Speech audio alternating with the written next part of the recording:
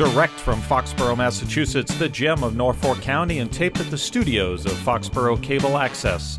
It's Foxborough Central. And here's your host, Bob Hickey. Welcome to another great episode of Foxborough Central. I am Bob Hickey, your host, thanking you for taking a little bit of time to spend with me and my guests as we talk about the people, events, and organizations that make Foxborough truly the gem of Norfolk County. And how do I know this? Because I have read a really good book lately, and I'm sure you will too. It's called The Legendary Locals of Foxborough, and it's authored by our very own Jeff Peterson. Jeff, how are you doing today? Good morning, Bob. As my guest, Jeff is here to talk about the book, but by way of introduction, he has been a local icon for many a decade, and not only just being a local family. Too many decades. Too many decades. We'll never say that. Never say that. But currently, you are the editor of the Sun Chronicle. Currently, I'm the publisher of the Sun Chronicle and the Foxborough Reporter. Yes, that's exactly what I thought I said. The Sun Chronicle, of course, being our local regional coverage, and the Foxborough Reporter being our local news coverage. So, in that role, you have a lot of responsibility as far as relations, news gathering, advertising. And a lot of business responsibilities too. That's right. For sure. So it's no longer just covering the local Correct. news, it's making sure that the business is there to support the local news. So with that, it seems to be a pretty busy position, I would think. It's a pretty busy position, yes. So Different times of the year, gets busier. So how did you have time to write The Legendary Locals of Foxborough, which, by the way, I just finished, and it is a wonderful read. As an aside, I want to thank you. And from a community standpoint, it was done obviously with a lot of, I use the word passion. It was one where you seem to really know your people, and it was done with an eye towards interesting reads as well as new, old. I mean, I don't want to take the interview away, but I love the book. I really do. This is great, Bob. You can talk all morning. That's fine. I got to tell you, I read it, and it was one of those things where, okay, I'm going to prepare for the program. I'll skim it. I'll make sure I have enough to be able to talk intelligently because it's all about me, right? Yeah. But the important thing is that as I was reading this, it just drew me in, and the way you have it organized by the different roles that people played, visionaries and sports and people, community people. That was fascinating. And then as I'm reading through it, I said, well, I got to see the next one. I got to see the next one. I got to see the next one. So let's talk about the book. Well, I'll tell you, and that's a great introduction. And we started this project last spring, I believe in April. And like many things that have come my way here in Foxborough, in this business, newspaper publishing and now book publishing, this kind of came my way through my friend and mentor, Jack Othelette, which should come as no surprise to anyone. And this came up because this particular publisher, who Jack has worked with previously and done 2 books with previously, had approached him to do another book with a little bit of a different type of format, and this actually was the format. And for a number of personal reasons, Jack didn't feel he had the time to devote to it, and he asked me if I might have an interest. And silly me, I said, yeah, I think I would. And I say that obviously tongue in cheek because it was a wonderful project and an opportunity, a real privilege to kind of reconnect with roots here in town. Most of the book research and writing was done, I would say, through last summer. Okay, the deadline for the publisher was right around Labor Day, a little bit later. Of 2013. So you can see there's a timeline involved in doing these types of things, because then it was another probably 8 months before we actually got into print. But the format here, as it's laid out in this book, and that makes it a little bit different from other histories of Foxborough that Jack Othelette might have done in the past, or prior to him, other local historians, Edith and Cliff Lane, or Robert Carpenter, going way back to the turn of the century. This was to be a book that was profiling and is profiling local individuals, and as the publishers made clear to me, we don't want another history book here. It was very important to them to try and provide a continuum of figures, local figures, that would be historical, but also would also include contemporary figures. And so we tried to do that, and I must say I'm pleased with the results. It was trying at times working with other editors because, as you know, I'm usually the editor myself, and I think I'm pretty good at self-editing. It's always great to be the one to say, this is the way I want it, but it's always interesting when you have to now put yourself on the other side of the table. And you do lose, and I did lose, a little bit of control that I would normally have in a situation, not only partly into the writing of the narratives, but also into how these individual profiles were presented. But all in all, when I step back, well, maybe they knew what they were doing after all. So it was pretty good. It's interesting that, and I don't know if you know this, Jeff, but I'm a columnist for the Foxborough. I had heard that. Had you heard that? And I too have learned a good deal about self-editing, and also when the suggestions come in about style, content, flow. Your first reaction is, wait, these are my words. This is my thought. I'm right. And then you take a step back and say, you know what? That does make a stronger product. So, well, I will say that there are not too many of these narratives that didn't start out 2 or 3 times longer than they ended up in the book. And that was I spent a lot of time last summer. It's tough to parse out important information, isn't it? Yeah. Well, this is not a short read, though. You have this packed with people. Yes. And the way it is formatted, if I may, let the cat out of the bag, is it's done with a profile of each person plus a lovely photograph, and then talking about the person. And it's not a dry read by any means. Yep. It's alive. Well, thank you. And certainly we say that history is living history, and that I think that is true. These people, the people that are included in this book, obviously we've got about 125 different individuals. Sometimes we have couples presented. Joan and Ken Goodwin are in the book. Steve and Robbie Grogan are in the book. Earl and Talia Ferguson are in the book. And the Garlands, of course. And the Garlands Absolutely. are in the book. Stan and Lorraine, right? The reason that we got down to these individuals is that, and this was all my choices, that we felt that they best represented different eras in Foxborough's development, going all the way back to the colonial days, because we do have, the Daniels family included. Yes. From Normandy Farms, and right up, pretty much to the present day. We have some figures as well. Well, the interesting thing about the Daniels family is that one of the first families and such a huge presence. But the picture is a modern picture.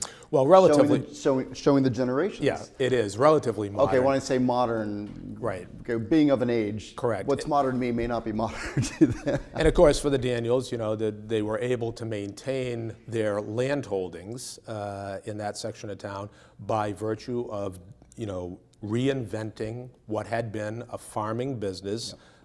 Which had been struggling, and bringing it into a modern campground resort business. And so that particular photo was not terribly current. It's when they were first doing the redevelopment down there and building the current resort entrance. So that was kind of a fun. And it really is a resort entrance. And we talk about old to the new, and even with the and you feature the Bristols in here prominently, very nice, including their sons, which is a great continuum of okay, this happened back in 1912, yes, but here's the rest of the story. Right. Taking the abandoned electric company and turning that into a vibrant factory, and of course it really set us as who we are now. Right, and let me say, the selection process for individuals and or couples or whatever in this book. There were certain people, and you mentioned the Bristols, that just can't be overlooked. Right. That they've left such a mark on Foxborough that any kind of serious overview or historical overview of Foxborough has to include them. We tried to get a little bit beyond that, with some of our selections, and of course the way we had grouped them into different chapters is. The visionaries and the Bristols were included among those people, other business leaders in Foxborough, religious leaders as well. My favorite chapter, of course, and you may or may not agree, is a chapter on the personalities. And I love that, by the way. That was a great. And that was a great way to just bring a bunch in together and say, right. You know what? Yes. And the chapter of the personalities are individuals who we all recognize, or most of us do, in Foxborough histories, mostly within our lifetimes, and some real characters. But these are people, who just have added so much to the fabric of life here in Foxborough. And there's a lot of fun in that chapter, certainly. Well, you say fabric, and that is truly what, the word that resonates with me when we're talking about this book, because the people in here are not from 90 years ago, 200 years ago. History is great, but history is alive. But the people in here are still around. Coach Chet, you have in here, and I remember almost throwing him out of a tournament once. Yes, Chet Harrington is in the book, yes. He's fussing at me. I'm umpiring the game, and he's fussing at me. I love Chet. And he says, I'm not talking to you, Blue. I'm talking to my batter. Yes. Right. Yeah. But he's in here, and it's alive, and it's real. And you captured also who Chet is. And you really, you have it in here spot on. And that is really what makes it a great read. Well, thanks. And I also think that obviously I had a little bit of an advantage in being able to work on a project of this nature, just because so many of these subjects were known to me personally, either in my youth growing up here or, more recently. And even the ones that were historical in nature, I didn't have to do too much research.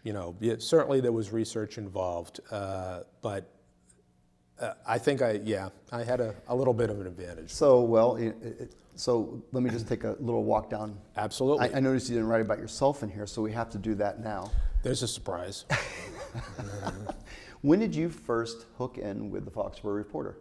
I came to the Foxborough Reporter in 1989. I was serving as a selectman in town. That's what I was going to get at before that. So you certainly have, as an elected public official, you created relationships and you knew people. And you get to know a lot of people as selectmen that you never would have even thought you would know. And then all of a sudden, not only do you know them, but you end up having to become a subject matter expert on whatever the topic of the day is. Certainly that's true. Yes. And, I will say it's an interesting thing, and just not to get too far away from the book, but a quick aside, when I was, and I had to step down, as you know, from my term on the Board of Selectmen to move into the job as the editor, because it was open at that time. That's right. And they had to fill it. And so I did, and at that time, a good friend who is back now serving as Foxborough's town council, Dick Gellerman, had said to me, he said, I think that you're going to find that, and it's been my experience, that the job of the editor of the Foxborough Reporter is the most influential position in town. Well, at that time, he might have been right. Of course, we know the newspaper industry in general is much less influential now than it was 25 years ago. Don't sell it short, because my feeling on the newspaper, and I've had the pleasure of having the current editor, Bill Stedman, in here, and of course I write for him. So Bill, don't watch this. This has nothing to do with my writing for you. But all content has to come from somewhere.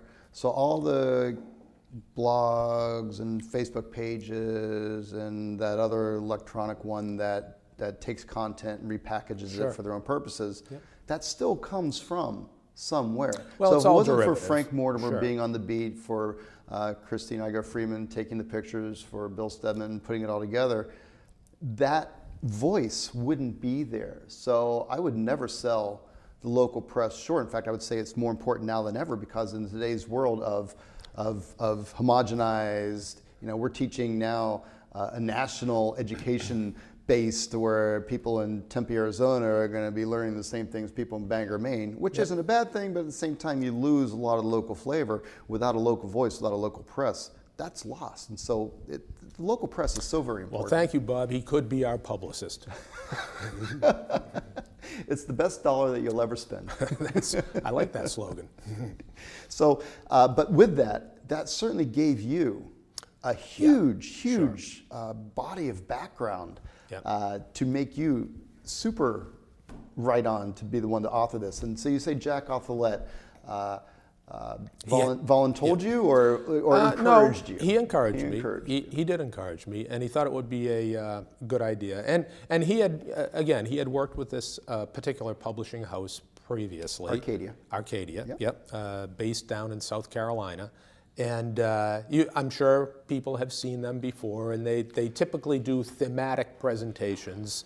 And it's really up to, they give you free rein, and it's up to the local author to be able to, how much they want to put into it. And I was just able to do that. And I certainly had access to images and research opportunities at the Foxborough Reporter, in their archives, at the Sun Chronicle archives, and here at Memorial Hall as well. Well, you gave great credit to the local Historic Society for opening their archives to you. And with that, it also goes towards the material that you had available to you. You have access to things that people may not understand or may not realize. I was educated when I read your book. I enjoyed having the education also. My next door neighbor, I live on Baker, my next door neighbor is Cookie Baker, her mom, Mary Sullivan, and Earl Sullivan. You feature prominently in here and what Earl's body of work was, and as a former selectman, as a former editor of the paper, with his work in Los Alamos. He was a true visionary, along with the bond drives and all the leadership that went with that. And it goes towards when a volunteer in Foxborough is a leader, then that person touches so many different points on the map that you really can't take that person out of one thing and say, yeah, but he also does. People may not know that you are prominent in the Foxborough Discretionary Fund. It's not something that you publicize to everybody, but we all know because you are one of those volunteers that does so much behind the scenes that we don't really, fully capture. And what you've done in this book, again, Legendary Locals of Foxborough, which is a great read. We're going to talk about how you can buy it here in just a second, because I know you want it now. You capture so many of those little different points where the people touch the lives, and people may see something, I take it for granted that this has always been here. But none of this, Foxborough Cable Access included. You talk about our current board president, Paul Beck, and the instrumental role he played in bringing cable access, along with some others, to Foxborough. And what a great tale it is to allow people to see the current context of where these things happened. Well, let me just say a very interesting thing in a lot of these narratives, and the individuals that are featured prominently in this book, as I had said previously, and as you might expect, a lot of these have been stories have been featured or known before, either in prior histories or stories that have been published in the paper, or just common knowledge. And Earl Sullivan is a perfect example of a story or a backstory that had been pretty well known. And as you know, Earl had been not only a selectman, but chairman of the board for many years, probably like 15 years, while serving concurrently as the editor of the Foxborough Reporter. And then, he had been whisked away to Los Alamos, Mexico, to oversee the community there that had been built to facilitate the Manhattan Project. And all of that had been sort of generally worked over as history before, but there was one little detail that I ran across that I had never seen before. I don't think it had ever been published. I'm sure the Sullivan family knew, and Mary was well aware of this, but the high school field at Los Alamos High School is named Sullivan Field in his honor. And that was just one little detail, but it was kind of exciting to me because I had never seen that before, and I don't think it had ever been published before. So, there are little details littered through this book, even in those histories that have been sort of exhaustively hashed over before, and that's kind of a neat thing. That's and that's one of the reasons why I find this to be just a compelling read. The other piece is that for the people who we think we know, the Boyden Library, for example, to find out how they touch other communities. You mentioned that with Mr. Sullivan with the Los Alamos High School football field. There's a statue to Seth Boyden. Seth Boyden. Not in Foxborough. In New Jersey, yes. Correct. So with that, how do I get a hold of Legendary Locals of Foxborough? Well, this is an interesting thing, and it just goes to show how things have changed. right now, there's tons of business right on Amazon.com. And I never would have thought that. That's not, I didn't even know it. And the first thing I hear from people who are calling me to say they've seen the book or have already purchased it, oh really? Because I'm not even sure that it's out retail yet. Where did you get it? Well, I got it on Amazon.com. So for all my friends and family members that live outside of town, I am kind of steering them that way. Here in Foxborough, right now, I know that Cindy's Jewelry is carrying it on Central Street. We are selling it at the Foxborough Reporter offices. You can stop by there. The Historical Commission at Memorial Hall is selling it. And certainly we know we have Founders Day coming up. And on Founders Day, I will be doing a book signing at Memorial Hall before the parade in the morning. And then after the parade, I'll be relocating down to the Foxborough Alumni Tent, which is where, you know, all the yearbooks are set out, so people are used to stopping by there if they're visiting town for the weekend. And so I'll have a signing going on there, and the book will be available at both locations. Well, I tell you what, this is a great read, and for folks who are out of town and maybe watching this on fcatv.org, go to Amazon.com. If you want to get the perfect gift for family members who are now, we'll call them expats, nothing new with the Patriots, but if we'll call them expats from Foxborough, this, along with your annual gift subscription that you should be getting them from the Foxborough Reporter, so it's delivered in the mail to them at their home. This is the must-have read. Now, we talked about Jack Othlet being a bit of a mentor, and he, of course, is a prolific writer. He's our town historian, past editor of the Foxborough Reporter, and also has such a treasure trove of knowledge and local lore. I always, I look forward to the times when I can just sit and talk with Jack because he has so much, but he is so busy, so gosh, to put his term, so gosh darn busy. In retirement, I don't know how he ever did it when he was actually drawing a paycheck. So is this the beginning of the Peterson era of book writing? Well, I don't know. Did you like it? Did it wet the whistle? Did it give you a taste? I actually think it kind of did. But I will say this, you know, the hard thing about doing a volume like this, where we were culling down and selecting individuals who we thought were prominent in the community for all sorts of reasons, you know, and who had touched people's lives for all sorts of different reasons, is, you know, easily I could have had 3 times the number of entries we had in this book. So I don't know what the publisher's thoughts are, but I know I could have a volume 2 here very easily of Legendary Locals of Foxborough. And it is kind of interesting that a friend of mine, close friend of mine, who's a little bit younger than me, just had a photo of herself posted on Facebook, unbeknownst to her, from the 1980s era with big hair. And my comment under that was definitely an inclusion for Legendary Locals Volume 2.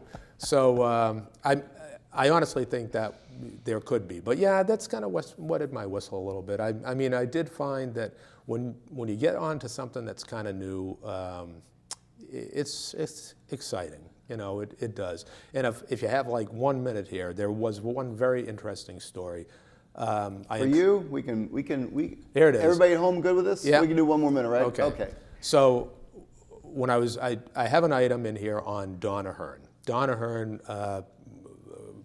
1943, I think, or 44, graduate of Foxborough High School, known as a band leader. Okay, he was a musician, and of course, when I was young here, everybody knew about Donna Hearn because at that time he had gone through his sort of early career of playing with all the big bands, and he had come back and he had his own band, which was pretty much the house band at the then, now Lake Pearl Luciano's, but then the King Philip Ballroom.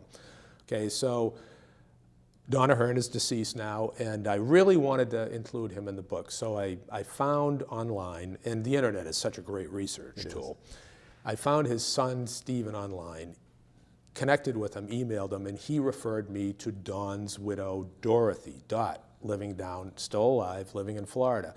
And so I was able to touch base with Dorothy. And so here I am, I call her. We had touched base by email. She gave me a phone number. I called her. We're talking in the course of this lengthy conversation, and she's very excited, And in the course of this lengthy conversation, I says, well, it came up that she graduated from Foxborough High School as well. And Okay. well, what year did you graduate, Dorothy? And she says, well, 1943. And I said, well, that's the year my father graduated. And she says, you're not Charlie Peterson's son. And I said, yes, I am. She said, oh, I dated Charlie in high school. And that was just an unbelievable, my father is deceased now, and that was such a wonderful connection. And then we go into the remaining conversation, and I said, well, what's your maiden name? West, Dottie West. There's another item in this book. The Foxborough's lone Congressional Medal of Honor recipient is Walter Scott West, okay? Walter Scott West was the father of Hugh West, who was a longtime town clerk, okay? Well, again, Walter Scott West is Dorothy's grandfather. And that came out in that conversation as well. And so that absolutely knocked me off my chair. I just about fell off my chair.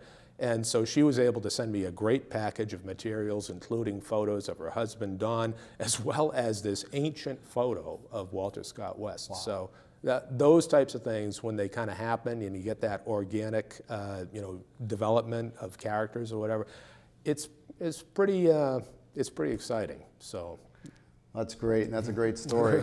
And this is a great story. So folks, you've heard it here first. This is the best gift you'll ever be able to give a loved one here in Foxborough or who knows of and loves Foxborough.